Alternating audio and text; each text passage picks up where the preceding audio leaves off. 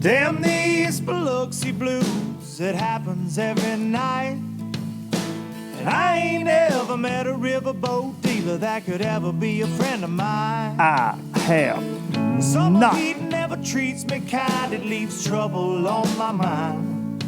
So I'm bidding farewell, putting in my Here we go. notice, Right here. and I'll see you at another time.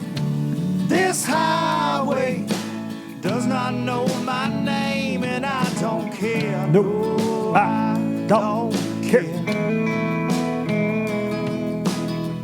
Headed my way for another place, and I got 3 good tires and a spare. Right to the hook right here. Just a white line gypsy getting out of Mississippi with just enough gas to get there.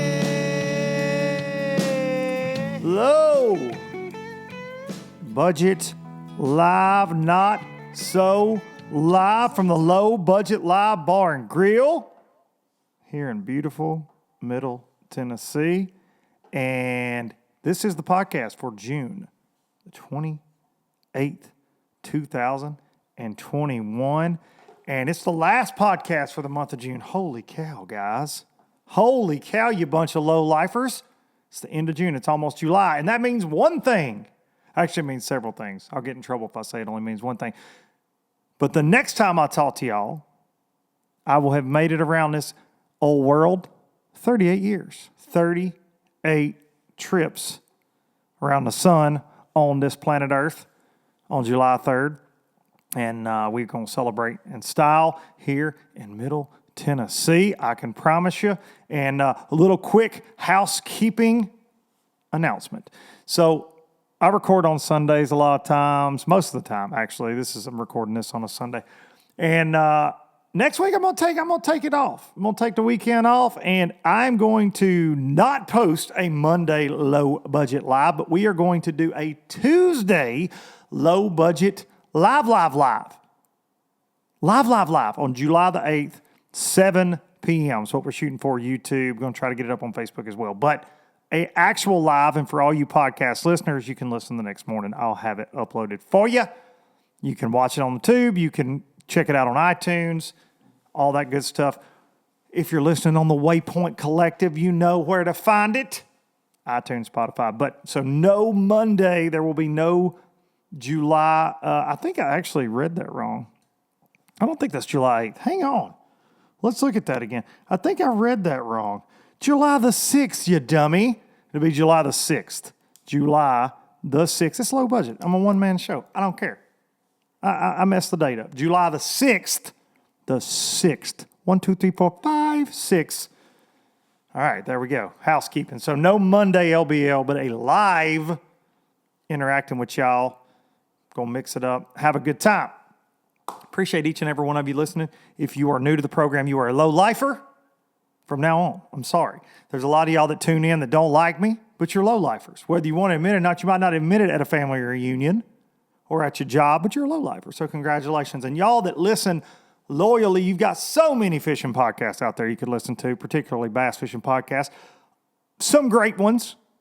It's a short list and a lot of bad ones. So I appreciate y'all tuning in. And y'all bad ones, y'all know who y'all know who y'all are. Y'all know who y'all are out there. I may be one of them to some people, but I work hard. So, all right. We appreciate you, each and every one of you.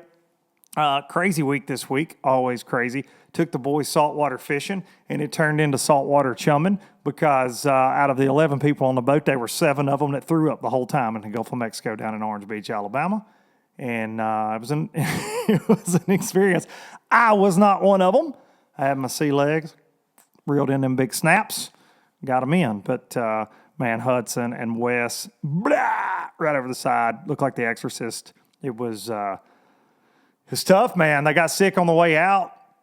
Shout out to the Shady Lady out of Zeke's Marina, Captain Brian.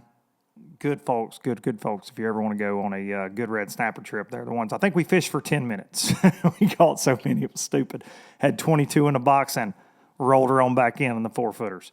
But definitely hard to watch as a dad, watching your young ones get sick. And And there's no turning around, man. You're invested once you get so far out. But they're feeling all better now, and we went and got them some Dippin' Dots afterwards, so they were all good. So good times down in the Gulf of Mexico.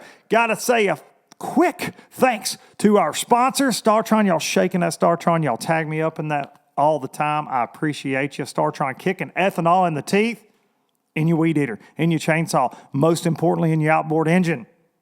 Because ethanol just gums up the works. It ruins everything. There's 10% ethanol in almost all the gas you get at the pump unless you're buying marine grade, and then you're spending that extra money. So get you a bottle of this right here, StarTron. They sell it everywhere. Everywhere. It's available almost everywhere. You have no excuse. This bottle right here treats 256 gallons. You put a little dab in your tank. Pow! Right there in the teeth. The old ethanol. Get out of my way. Nothing ruins a great day on the water like an outboard engine that won't run. So kick it in the teeth with some StarTron, Starbright Cleaning Solutions. I actually had to break out some carpet clean earlier this week because Goose, my gigantic lab, actually threw up here in the OBL Bar and Grill, and it was gross. But the carpet clean did the job down there. The folks at StarTron bringing you low budget live. Almost 4 years. I'm trying to think what to do on the 4-year anniversary this year, but we're going to have some fun later on. That's actually in August, so coming up pretty soon. The folks at Sims right here, always making me feel good on the water, look good too. I mean, the triple threat, she can't keep her hands off of me. It's crazy. She's just all the time just following me around now that I'm just fully loaded up on my Sims. I'm just kidding. That's really not the case. But she does like the Sims clothing, and I like them too. I've been wearing out them Solar Flex hoodies. I know I'll tell you about them every week, but get them, man, put that hood up, keep that sun off the back. I don't like a buff, man. I can't pull that off. And the only reason I ever wore a buff was to kind of keep sun off my neck. So get that Solar Flex, put that hood up, rock and roll, go catch you some bass. And they are biting right now on the Tennessee River. It's a good time. Did a little bit of that this week too. So Solar Flex hoodie from Sims is a must-have. I also have some little sun pants they make too. I like those when I'm riding around idling. Keep that sun off my knees. That idling, looking at them garments can take its toll. But I am here to remind all you low-lifers, you get one life. Fish it well. Pro Guide batteries, those 31 AGMs, been doing me right all year long. Some of my favorite batteries I've ever ran. I've had a lot of battery issues. You hear me talk about it a lot on LBL, but those Pro Guides took care of it for me. You can use code LBL10 to get you 10% off over there at ProGuideBatteries.com. And last but certainly not least, hang the banner, boy. Boats in the garage, banners over my shoulder. The Express X21, the official boat of Low Budget Live and Luke Duncan's Traveling Circus. Loving that thing, man. I got to take a new victim out this week that's eyeing it up. He's eyeing him up in Express. I got him out on the water. Buddy of mine, he's like, As soon as his feet hit that sea deck, he said, why do boats have carpet? And I said, that's a good dang question. It's a good question.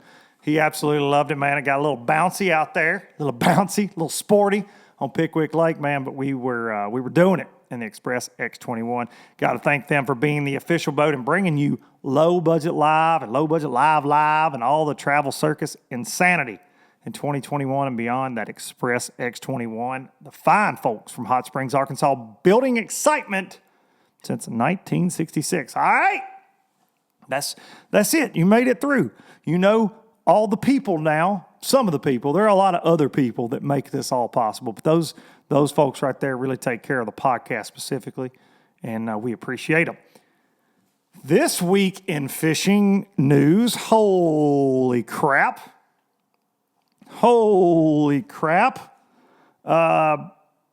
In my opinion, one of the biggest stories we've seen in a while, if you were paying attention to the business side of it, and y'all know I do.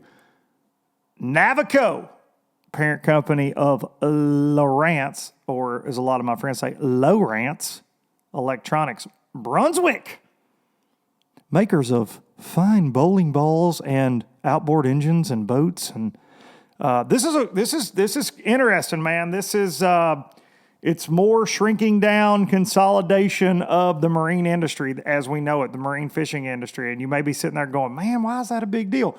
It's a huge deal, and I've talked about it a lot on the Corporate Greed podcast that I've done, and just the overall corporatization of things going on, and we see it in a lot of companies now. And I think that it's crazy how small the industry gets. This industry is already tiny, and it just keeps shrinking that much further. But this thing went for over $1 billion. What? Let me say that again in case you were driving and, somebody blew the horn at you and you couldn't hear. Over $1 billion. Yeah, $1 billion with a B. Damn, boy. I'm telling you, Low Budget Live is for sale. I'll talk about all that corporate greed. Bring it right here. Bring you money. Put it on the bar and grill. It's for sale, son. I mean, everybody's wanting a taste of that marine industry, but Brunswick, of course, they own Mercury Motors, Mercury Outboards, and really changed that company a lot when they bought them. But one of the most interesting moves in my lifetime was when they bought Triton Boats from Earl Bentz. That was the first sale of Triton that Earl made. Of course, then Brunswick sold it to Platinum Equity to put it with Ranger and all that, and now it's under Johnny's World out there. Johnny, big shout-out John Morris, Bass Pro, but it's under that umbrella now. So that was kind of that first, big shot in our industry, in my opinion, of in recent years. There have been, OMC buying in years and years and years ago, like the Stratus World and all that when Earl sold the first time. Earl likes to sell. I don't blame him. He likes money, I guess. But now he's back with Camus and they're rocking and rolling. But you've got Brunswick. Now they own, the crazy thing is they own dealers out there. They own distributors. They bought Land and Sea Distributing, which if you're a boat dealer listening to this, you probably buy some parts from Land and Sea. So now they own the motors, the boats, the dealerships, the freaking distributors to sell you parts to the dealers. And now they own Trolling Motors, Graphs, and whatnot. So it's interesting, man. They definitely own it all. And then, if you want, because it's Brunswick, get yourself some bowling balls. You could get yourself some bowling balls. It's a weird deal, but very big company giving over $1 billion. And what that normally means, in my experience, is you'll see cuts and different things. It'll affect us over time, man, but they definitely, they controlling some stuff. There's no doubt about it. And, interesting. That was some weird news. Of course, me, Garmin fish hunt all the way, baby, but certainly interesting because now they got a trolling motor and you're wondering Brunswick owns Lund. They own Low Boats. They own Crestliner. Will you see those be Lowrance exclusive? They may already be. I'm not sure, but will you see more and more of that, the exclusivity? You're going to run a Lowrance trolling. If you're going to get a Lund boat, you're going to have a Lowrance. It will be interesting to see. And then that keeps out the Minn Kotas and the Garmins of the world, the motor guys from selling. It's I don't want to say monopoly-ish, but it's always interesting when one of those big business deals goes down. But that one was big news, man. Big news in the fishing world this week. Something I want to touch on real quick, and we got a guest that's got some important things to say we're going to get to. But I want to say go Vols, College Baseball World Series. We were 2 and done, sent us back to Knoxville. Proud of the boys this year. It was fun keeping up with it. My wife and kids and I have had a ball watching them. And Coach Tony Vitello, the man that my wife has a Superman crush on. I don't blame her. I think I do too. But they sent them home. But I just wanted to say, my hat goes out to North Carolina State because they got sent home because of COVID reasons. And I think that's totally just stupid at this point. And they're saying it was vaccinated players that actually tested positive. I'm not sure on all that. I ain't going to get in the middle of all that. But the NCAA knew it was going to be crazy because they released a press release at 2 a.m, sent them boys home. Man, it's crazy. These are long seasons. And Vanderbilt just walks into the championship, man. And I don't know. I'm done with it now. I was all in. I was going to watch it all the way through no matter what, who was, even though my team went home. And it just sucks, man. I hate that for North Carolina State because they really kind of like that Cinderella deal. And so shout out all you NC State fans out there, Wolfpack, because you got ripped off. Because they can put 21,000 people with no mask in that stadium without testing, but the boys can't get out there on the field and play. It's just stupid. My whole thing with all the COVID stuff since the beginning is no two people handle it the same. No two groups handle it the same. No two cities handle it the same. Two states. And it's just everybody pulling in different directions. And I don't know. It's BANANAS is what I say. Bananas. Bananas is what it is. So just wanted to drop that in there. I know it has nothing to do with fishing, but, it's my show. Talk about what I want to. Oh, and moving on back to fishing. Now that I got that off my chest. Go Big Orange. Go Big Orange. Speaking of bananas, insanity, whatever else you want to say, the St. Lawrence River is the most incredible place in the world to me to catch a smallmouth bass. Text our guest real quick. I ain't never seen anything like this BPT tournament going on up there, man. I haven't got to watch it. I watched some clips of it. I watched Justin Lucas catch a 6-13, and I almost passed out. I've been there several times. It's an incredible place, man. If you ever get a chance to go. But Jacob Wheeler right now at recording has over 200 pounds. Like, I don't even know how many bass that is. I know it's a bunch. He's caught a bunch of big ones. A lot of people are like, oh, the format. I don't want to have to catch that many bass. It's obnoxious to have to try to catch that many bass to compete. Jesus. But Brent Ayler, I know he posted up because I know fans want to see both. There are people that are into that. And there are obviously people that are still way more into the five fish because it's what we all grew up on. And immediately that's where my head goes. I was giving Alton Jones Jr. a hard time after day one because he had 100 and I don't know how many pounds. And I said, bro, my iPhone can't do this math to break it down. But I do think that it ended up being like a 3.5 pound average, which is freaking insane because he caught almost 50. I mean, it's stupid. Them boys rocked them, dude. So this is when they get to places like that, it's just wild to me, that format. And you can get so far out of it. If you're in 30th place, you're like, oh, I got 90 pounds and you're getting lapped. So it's crazy. And they're sight fishing smallies using the old flogger. And it's very interesting because that catch and release format to me, because they can go back and catch them. I think they've got some crappier weather after that first day when Jacob caught however many pounds, like 160 some pounds. I don't know. It was ridiculous. It was just, I don't even know. Like I'm speechless about it. Such an incredible fishery. And they went out of Messina way up on the other end. I think bass is going out of Waddington. And we're going to get to that in a minute. We're going to get to some Bassmaster talk. But pretty crazy event, man. Pretty crazy event. Of course, John Cox, Cox Watch. Cox Watch. That's the new Cox Watch official sound effect right there. Cox leading his group after day one with almost 100 pounds in that Group B. We're going to talk to John about it. He is our guest today. We're going to get him on the phone here in just a couple seconds. And John is in a unique spot, okay? Y'all know I've been keeping up, been doing a Cox Watch all year because John is not only just a great human being, but he's an incredible fisherman. And he's doing something that's never been done before, man. He's fishing all the trails other than NPFL. And I think if he could have fit it in, he would have fished with us too, from talking to John. And he's in a weird spot. And he wanted to come on and talk about it. And he and I talked earlier this week. But basically, just to set it up before we get him on the phone, he's fishing the Elite Series, he's fishing BPT. Of course, the Elite Series has very strict rules about off limits and being on the water prior to events, like most tournament trails do. BPT is the same way. But John has known all year, and so is Bass, and so is BPT, that this was coming. And the last event of the year for the Elite Series is on the St. Lawrence River, out of Waddington, about 20 miles down the river from Messina.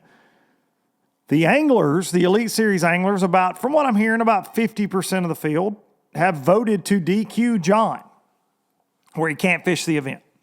He's in the 30s in the AOI race, which going into the last two events means he's got a chance at a classic spot.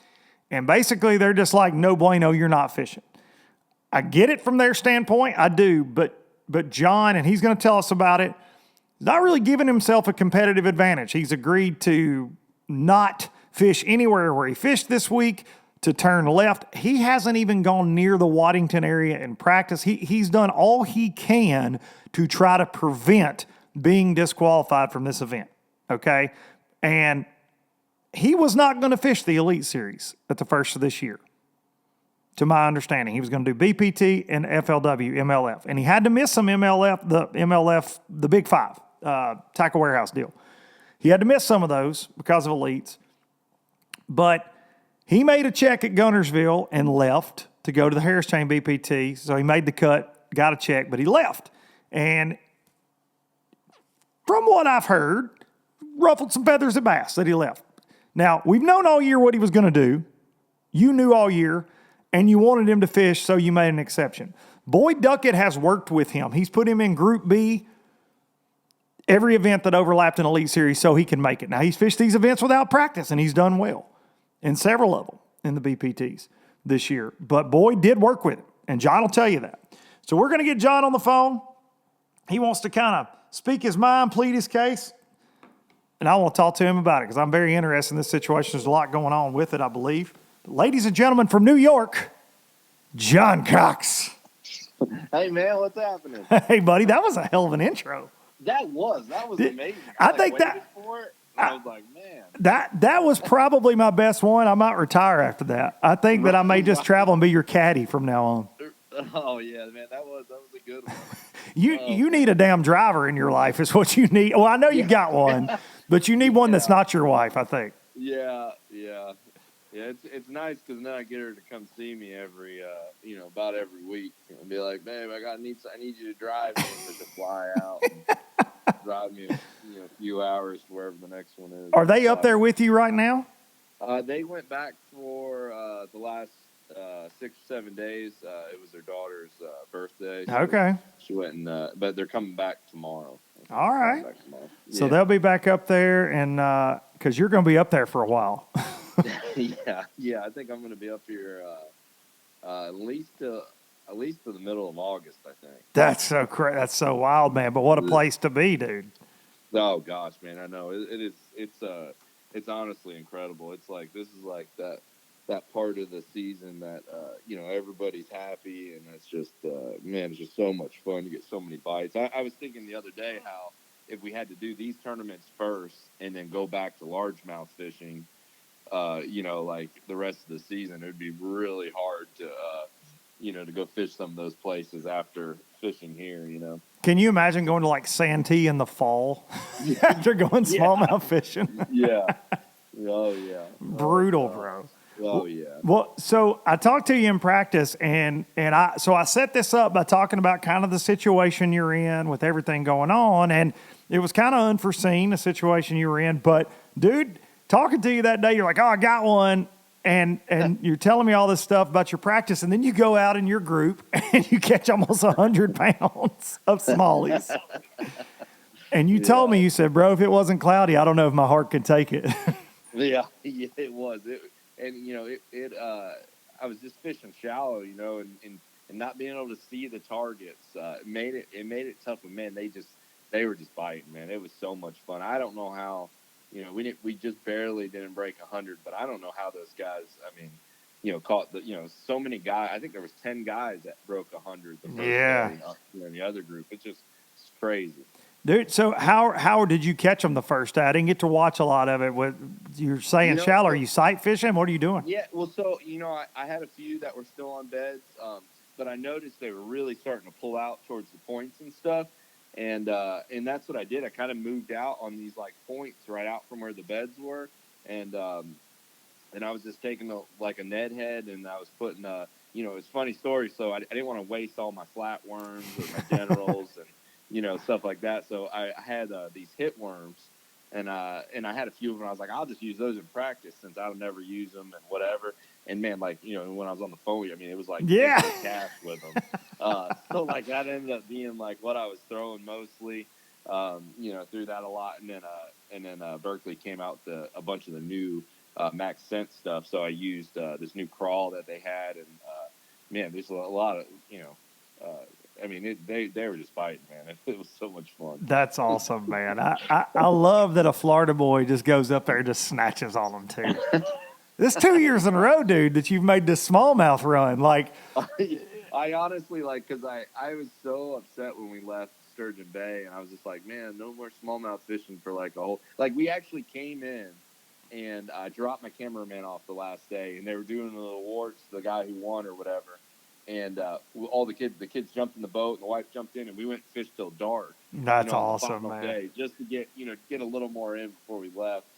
And so when I got out there, I was just like, I was so happy. Like, couldn't sleep the night before. And just like, I was like, oh, this is gonna be so much fun. And you actually got to rest for this event, which has been rare for you for the most part.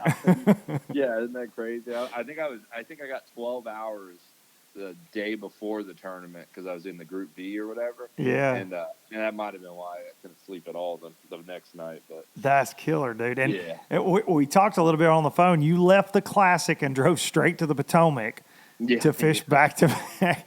I mean, you can see daylight now, though, right? Like we're winding down. You can see daylight. Yeah. Oh, yeah. We're definitely at the tail end of all this. And man, I mean, that was the main, it was like, just make it to where, we get up north and kids are out of school and stuff. And, they're able to stay with me. And I think they were with me the last 2 weeks before I got here. So, that's just awesome. It's nice having them with me, and then I don't feel like I'm missing too much, No doubt, dude. Yeah. Well, speaking of missing, we got to talk about this because here's the thing, man. I introed it and I talked a little bit about it, but and the more I thought about it, you and I got off the phone, and I was like, you know what? I'm going to get on here and I'm going to get on my soapbox like I always do, and I'm going to talk about it. But I thought, you know what?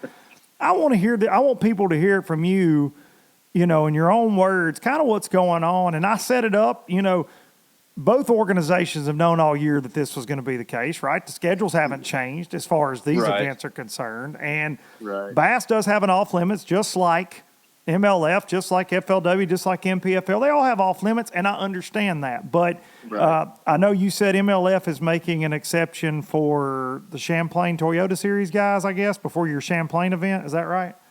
Yeah. So the Champlain one, they moved it around, and so I'll be able to fish the Bass Elite one, and the MLF.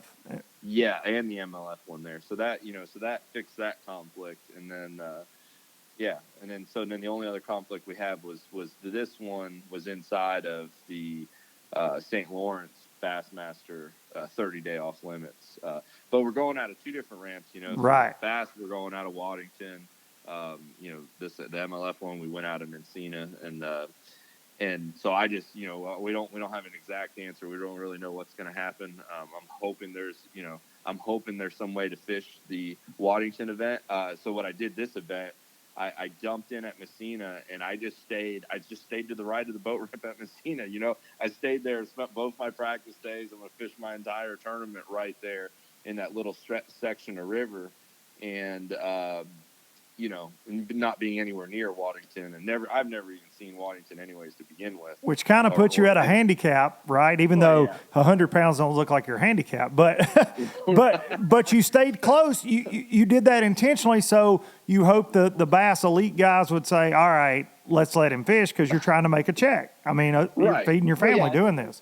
Right, and I mean, the thing is, too, I mean, we're not there. I mean, I know we're competing and everything, but I mean, we're here to sell boats, sell baits, and it's like. It's what you do for a living. Work. Yeah. Yeah. I mean, we are working for a living. So I just hate that, I just hope it's not where guys think, they don't want me fishing that because of, it's an extra spot in the Classic or extra check that someone else is going to get, I just hope that, everybody kind of realizes that it's work. We're all working. I'm not out here trying to get an advantage. I mean, that's what the rule is made for, I think, was the 30 days. They don't want someone on a body of water camping weeks and weeks at a time, learning every inch of it, And, without a doubt.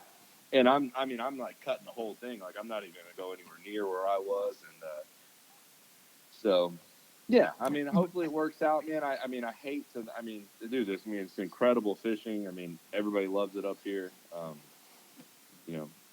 Just we'll have to see when it rolls around. No, so when do you think they'll make a decision on that? I really have no idea. I mean, as of now, I'll go to Champlain straight from this one next week, and I'm going to fish that one for the Bass Elites, and then the Waddington event's right after it, and I'm going to show up as practice and show up for day one and see what happens. See if they carry off in handcuffs. yeah. See what happens. Dude, I hope that's what happens. I'll be honest. Like, I want you to fish, but I hope it's like they drag you kicking and screaming with your flatworms and your damn spinning rod, and you're like, I just want to fish. Let me fish. I may come up there and protest, and then you can take me fishing, and we'll just go fish around all the guys that voted against letting you in. We'll be like, there's one of them. Let's go over there. Just me and you out there, cut off T-shirts. I like it. Eating pizza, drinking Slurpees. Oh, yeah. That's what we'll do. Dude, you let me know, like, hey, man, I'm kind of getting this vibe, Luke. They might disqualify. I'm coming. I'm coming up there, and we're doing it. All right, that sounds like a plan. Dude, listen, we'll go down swinging with them, and then we'll do whatever we got to do. But I'll get us out of jail. I'll do whatever I got to do. Right. Well, you told me something interesting, man, because you've been – it is mainly the organization itself hasn't made a call yet officially, like tournament directors, all that. But the anglers, there are a certain group of anglers, and we're not naming names because there's no need, but there are a lot of them that have voted, hey, we think John should be DQ'd, and because there is that classic spot. And to me, it's like I told you on the phone, if you were in 100th place, I don't think they would care. And if you weren't a dominant angler, I feel like they wouldn't care. If it was me, they'd be like, oh, it's just Luke, let him in. Let him fish. He loves to drag his drop shot around and not catch any. But man, I think it does, the wolves get to circling this time of year. Guys are, like I said, you're all doing it for a living. So I see all angles on it. I really do. But at the same time, you mentioned it's like a brotherhood, a fraternity almost. These guys knew this was coming all year. So I wish this would have become an issue 3 months ago. That way, or 4 months ago even, because, dude, that's their last event. I do the Cox Watch update after every event, Cox Watch, because it's incredible. Dude, and I said from the beginning, I told you this on the phone again the other day, you were like this little white dove of peace that, like, all these guys, like Boy Ducky gets a bad rap. Hell, I give him one a lot of times, right, on this show. And self-admitted. And he's like, hey, John, we'll take care of you. And, dude, he has, right? I mean, is that fair to say? He worked with you. Yeah. Oh, yeah. I mean, I missed 2 of their events, to fish Bass Elite events, So, I mean, that was, I don't want to miss any more, and I just. No, you want every chance to win money you can. Yeah, and I mean, it's just, yeah. I mean, I don't know. I mean, hopefully it's all going to work out. Hope so, man. I fingers crossed that it does, dude. That's what we talked about the other day. Just you've came so far this year. It would be awesome to see you qualify for the Classic, Red Crest, the title champion. I mean, dude, if you can do all that, can you make the title? I don't know where you're at over there because you had to miss events. Because I missed 2 in that. I don't know, but I mean, if we have like Bass is doing like a COVID drop where they drop one of your worst finishes. And so I don't know if Pro Circuit does that too. There's a really good really good chance I might make that one too. Wait a second. Yeah, can you drop your DQ? Well, no. So I got 3 points at Neely Henry. Oh, okay. So okay. That was the one they dropped. But I don't know. I mean, if I don't know. I mean, it's pretty much like if for some reason I get disqualified, it's pretty much like I had 2 zeros. Yeah, that's brutal. With the Neely Henry one, which is awful. I mean, gosh, I finished 3rd to last. Yeah, what happened there? Let's talk about that for a second. I don't know. I showed up and I was kind of tired. I've never seen the lake. And you guys got through a curve that week too, man. Yeah, and it was like it rained a bunch. I guess it rained a bunch. I don't know. I guess a lot of stuff changed. When I got there, I just couldn't get on them. I couldn't find anything. And you came straight from Travis? Yep. To that one? Yeah. Yeah, and they postponed. I got there. We drove all through the night. It was like 12 and a half hours from Travis, and we got there at like 7 in the morning, right before takeoff, and they canceled the day, which was awesome because of all the high water, and I got a little bit of sleep, and but it didn't help. I just couldn't catch them. I mean, I was all around the guys that were catching them. It was just, sometimes you wake up and you forget how to fish. They don't jump in the boat. yeah, some days. So I'm going to put you on the spot on LBL right now. Mm-hmm. Are you going to commit to the MPFL next year too? Oh gosh, I don't know. Come on, 4 trails. Come on, John. I know. I mean, gosh.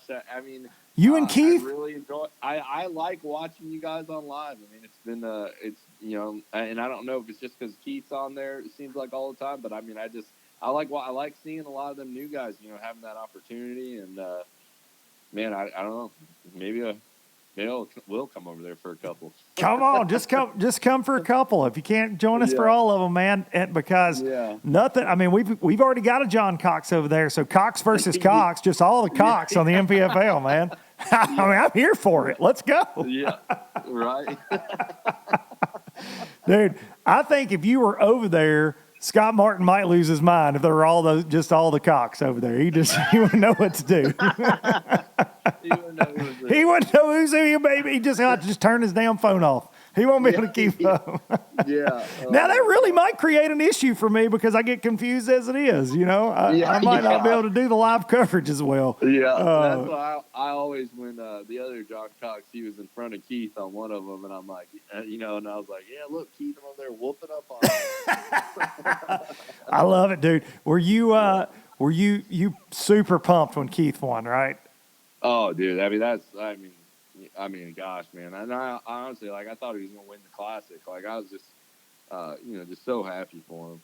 Dude, I have enjoyed getting to know that guy more and more this year. I see why, knowing you like I know you, I see why you guys just, man, you mesh. And I didn't know until the Berkeley video, which is the best thing I've ever seen in bass fishing. I seriously, honest to God, dude, it is the best. From the creativity side of the video, your story and everything, I think it's one of the best things I've ever seen. I shared it on all my pages. Honestly, I'm not just saying that. I text Brad and I'm like, dude, this is incredible. But I did not realize that Keith won the co-angler side of that Red River tournament that you won. I had no idea. Dude, that's the most amazing thing I've ever heard. I know, I'm getting chills thinking about it. Dude, we were gonna quit. We were driving out there. We weren't even really talking to each other because we're like, we borrow his dad's credit card. I'm like, dude, this is it. This is it's over. It for us, it's done. Unbelievable. And then we both won. And we didn't even fish together. We weren't even in the boat together. How crazy is that, man? And I had no clue. I knew about your team tournament stuff, but I didn't know that you guys pooled your winnings basically for you to fish the FLW tour. Yeah. On the pro side, and he fished all of them as a co-angler, right? Yeah. Yep. And he won that event, and you won it on the pro. That's just, dude. And it was even more crazy. So I'm running down day 3, and I have the co-angler that's leading with me, and he's like, "I'm gonna win." Your co-angler's called him every day, and I'm running down to go through the lock, and I hang a left, and I'm like, "I'm not going down there today." No way. I didn't go to the pipe, and I didn't, and I was like, I don't know. I was sick to my stomach, but I was like, in the back of my head, it's like, Keith does not have a shot to win if I take this guy in there. Wow, dude. I sound like Chris Jones. I stayed in the boat ramp pool, and at 11, I had nothing. I was like, oh my gosh, you're an idiot. You should have, and I finally caught enough, right there. But it was just so crazy. That tournament was nuts. That is freaking insane, man. I'm telling you, the video we're talking about Berkeley, it's on all John's social media, Keith Carson's social media. Bassmaster shared it. I've shared it. Go find it if you haven't seen it. It tells the story of these two guys from when they were young to where they're at now, which is incredible. They both got professional wins this year. Keith finally got a boat. He's not having to borrow John's old one anymore. Keith won out of John's boat twice. Yeah. But he finally got a boat of his own. Bless his heart. He finally got one. I was giving him a hard time down there in Florida. I'm like, dude, I missed the hand-painted name on the side of it. At the Harris chain, I was giving him hell. Yeah, I know it. It's incredible, dude. Well, John, man, I know you got tackle to rig. You probably got at least 2 rods to tie up for tomorrow, and you probably haven't done it yet, if I'm guessing. Have you not? Right. No, I haven't done it. Okay, it's 4:30 the day before his round 2, guys. You heard it here. He hasn't done anything yet. That's why John Cox beats you. Just low and slow, baby. I love it, John boy. Right. I love it, man. Right. Well, dude, go win your round and make a top 10 on the freaking St. Lawrence River. How cool would that be, dude? Oh, dude, that'd be. I mean, I just mean if I can win the round and skip the knockout round, that'd just be and to go right into the top 10 on the last day. Oh my gosh, dude. Yeah. Hey, talk about that just real quick, because that you just brought up a really good point. You guys get to skip out if you're the winner of your round, of course. Dude, Yeah. talk about having to catch that freaking mini just to qualify, though. Like, that's just so different than any other format. I mean, it's Oh, just, man. what does that do to you mentally? Like, you got to think about it, right? Yeah, like you don't know, like, am I burning too many fish? And I just don't know. I haven't fished one yet where I've actually led the round, except when we were at Sturgeon Bay last year. Right. And man, it's like, what I was thinking is if you can win the round and skip the knockout round, and hopefully no one's on your fish. Yeah. You can let them rest the day, and then your weights start over. I don't know. I think there is a formula that will, I just don't know it yet. What's gonna. Yeah. What? Because some like Wheeler won the other day, and he intentionally didn't win the round so that he could fish the knockout round. So he could stay on his spot and kind of stay with the fish, Seriously? Yeah, I haven't heard that. And he ended up winning, Wow. So I don't know. I think if you have a spot that's that good, and other people know about it, and it's small enough to protect, then it might be worth. Damn, that's risky. The knockout round. Yeah, I don't know. I wouldn't do it. I want to be in the top 10 and take my chances. Well, the money gets so much better in the top 10 too, right? Oh yeah, like 10th place, like 20 grand. Yeah, you gotta. I got fifth the other day in Texas, and it was like 30 grand. Yeah, you got to go take that money. Yeah. Oh yeah, I mean top 10s.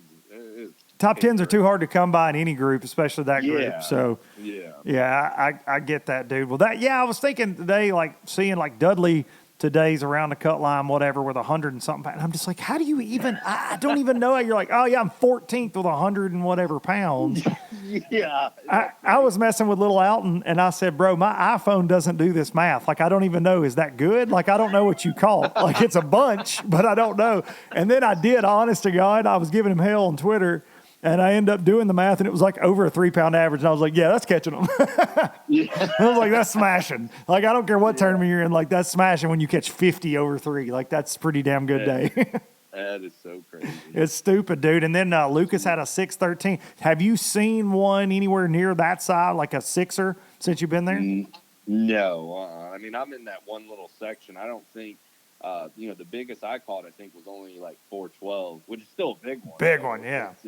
It's just, man, I don't know. I guess there's certain parts of the river that might hold some bigger ones. Yeah. That's what it seems like anyway. It seems like a lot of them guys are catching like multiple 5s and, It's crazy, I don't dude. know. Maybe they'll show up where I'm at. I don't know. Do you have a lot of company up there? I didn't until I didn't see anybody until about going into the second period. And then it seemed like some guys started. Do you think that happens? Because I think it happens. Well, see, that's the thing. Like, people know. Like, I came out of the ramp, everybody went left. I was the only one who went right. And they're like, "Damn, he's beating our ass at the boat ramp. Let's go, Bill." Yeah. And they gave us an hour run time this time, so it was like, holy crap. Dude, I made a ride out of the ramp, and I sat there for 50 minutes. And I was like. It was pouring rain, and I was trying to sit under this dock, and I was like, "This is all." I wish I could sit in the truck. It was like I didn't know what to do. I guess some of the guys idle around and stuff, but we ripped the transducer off the week before, and I haven't put it back on. So I was like, we'll just sit under this dock. So you were fishing the St. Lawrence River with no transducer at the boat ramp, beating asses.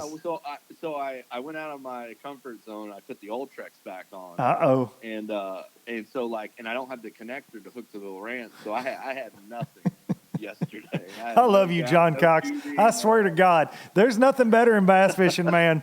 Y'all think listen, I'm an electronics guy. We all talk about all the time. You don't need anything. You need some damn Berkeley's plastics and some jig heads, and you need to just go fish.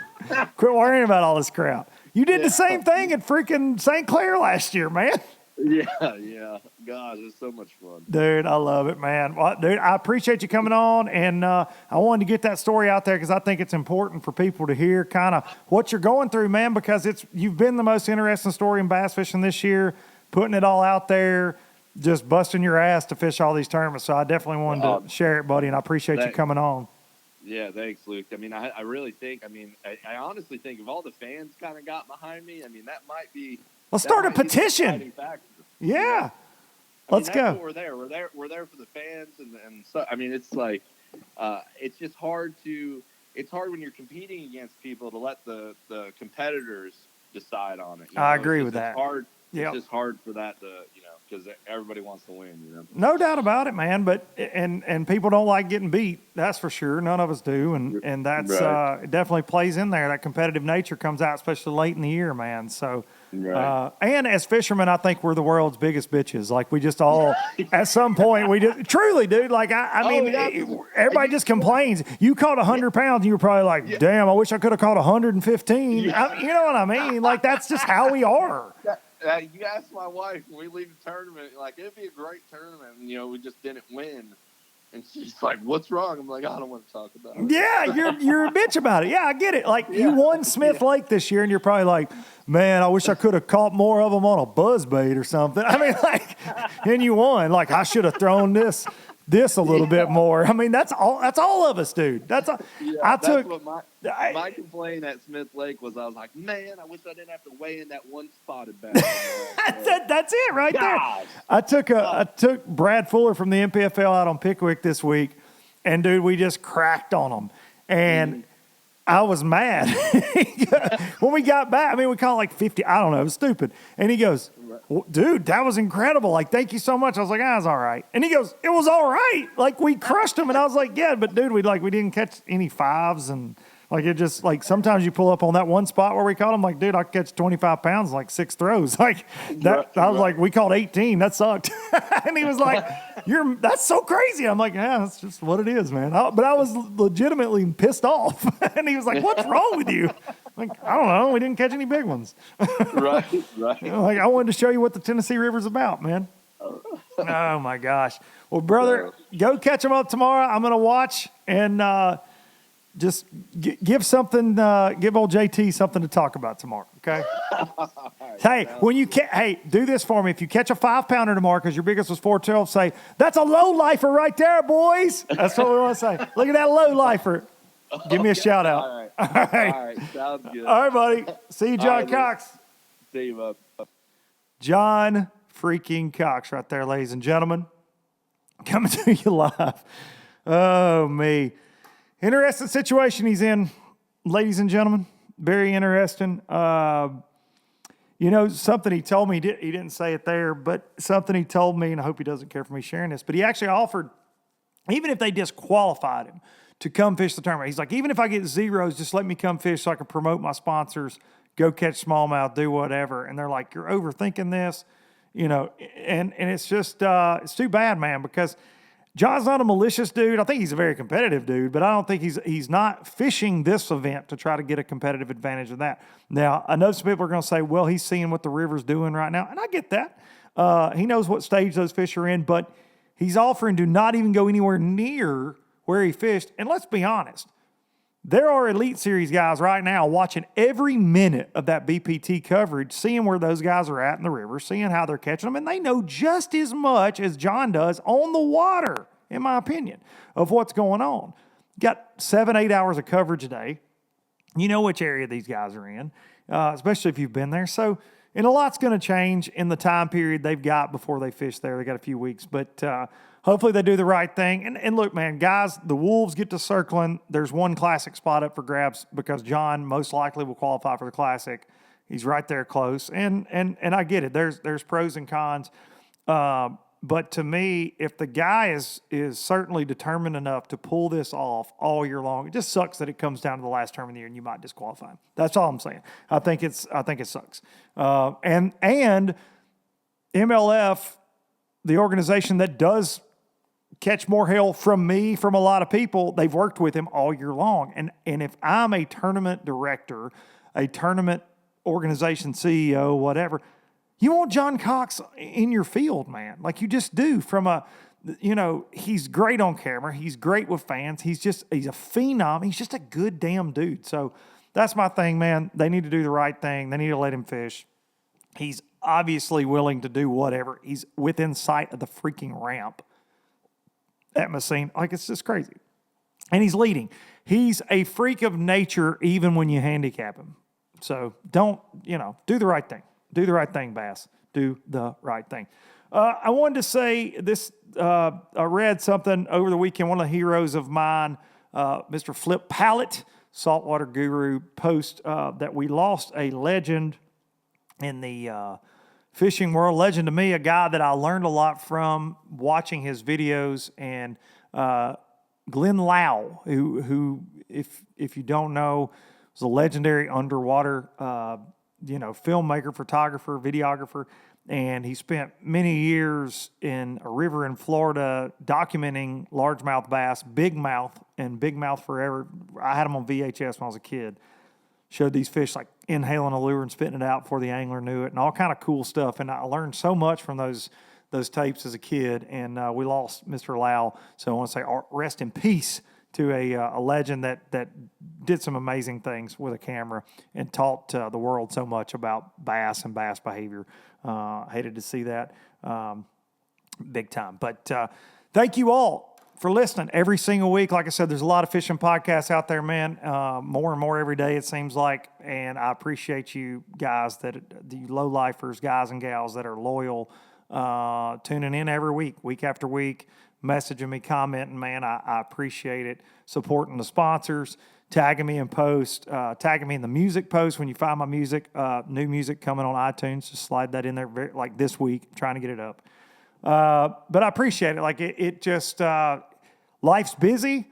Life's crazy. I've described that before. Got a lot of irons in the fire, but I'm always going to try to make time for this, man. I love it. And I appreciate each and every one of you low-lifers for tuning in. Happy early 4th of July. Happy birthday to me. Come on. July 3rd, I'll be 30 freaking 8. Can't believe it, man. I'm still 2 years away from 40, though. Bye, George. Thank each and every one of you, man. I'll see y'all next week. Be sure to hug your mama. And we're going to do it live. Low budget live. Actually live. July the 6th, 7 p.m. We're going to do the damn thing. I'm going to take you out with some Biloxi Blues. Song written and recorded by me. Let's go. This highway does not know my name.